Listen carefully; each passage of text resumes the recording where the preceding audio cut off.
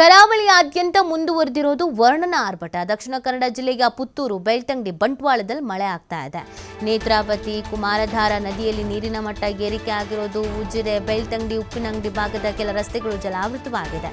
ನದಿ ನೀರಿನ ಮಟ್ಟ ಏರಿಕೆಯಾಗಿ ತೋಟಗಳಿಗೆ ನುಗ್ಗಿರುವಂಥದ್ದು ನೀರು. ಬೆಳ್ತಂಗಡಿ, ಉಜಿರೆಯ ಕೆಲ ಪ್ರದೇಶಗಳಿಗೆ ಎನ್ಡಿಆರ್ಎಫ್ ತಂಡ ಆಗಮಿಸಿದೆ.